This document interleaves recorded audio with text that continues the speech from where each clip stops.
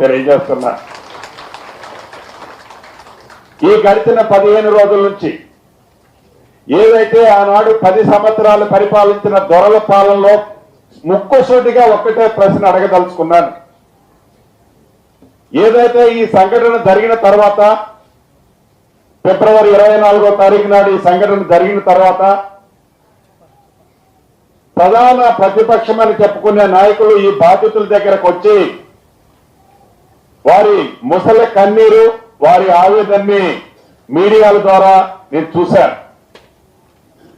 వారిని నేను అడగదలుచుకున్న ప్రశ్న ఒక్కటే. ఇందాక బాధితులు చెప్పారు, మీకు తెలుసు, సుమారు 2017-18 నుంచి ఈ బాధితులు అక్కడ నివసిస్తున్నారు.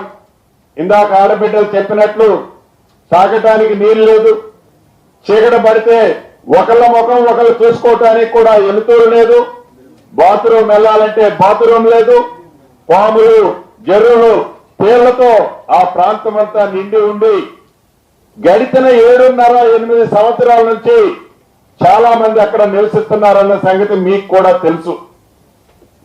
మాది పేదవాడి ప్రభుత్వాన్ని మీరు ఇప్పుడు పేదవాడిని గుర్తొచ్చి మీరు మాట్లాడుతున్నారు.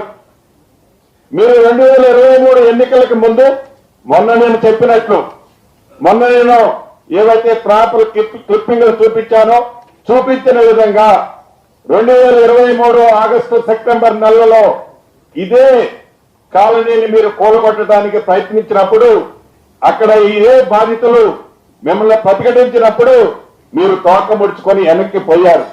అసలు ఆ సందర్భం తీసుకురావడానికి ముందే గడిచిన 9 సంవత్సరాల నుంచి ఆడ పేదోళ్లు నివసిస్తున్నారని తెలిసి మీకు కళ్ళు లేని కబోతుల్లా చూసుకుంటూ ఉన్నారే తప్ప ఏ పేదవాళ్ళకి మీరు న్యాయం చేస్తానంటే ఆనాడు ఈ ప్రజా ప్రభుత్వం ఇందిరమ్మ ప్రభుత్వం ఇవాళ ఉన్న ప్రభుత్వం ఆనాడు కాదని అవలేదే మా బట్టి గారు. మీరు 10 సంవత్సరాలు రాజ్యమేలారే, ఎందుకు మీకు ఆనాడు ఆలోచన రాలేదు, బుద్ధి రాలేదు, జ్ఞానం లేదు? ఈనాడు పేదోళ్ళు గుర్తొస్తారా? ఈనాడు ఈ పేదోళ్ళకు వచ్చి మీరు కన్నీరు కార్చి అవార్తలు చవార్తలు పేరే నైతిక హక్కు మీకు ఎక్కడుంది? మా ప్రభుత్వం ఏర్పడిన తర్వాత ఇలా ఇళ్లు కట్టుకోలేదే, మా ప్రభుత్వం ఏర్పడిన తర్వాత ఇలా కబ్జా చేయలేదే. మీ ప్రభుత్వంలో జరిగినాడు మీరు వాళ్ళకి నిజంగా సాయం చేయాలి అనుకుంటే మీరు ఎందుకు చేయలేకపోయారు? మీకు అంత విశాలమైన హృదయం లేదు. దొరల పాలన దొరల పోకడ అనేది అందుకే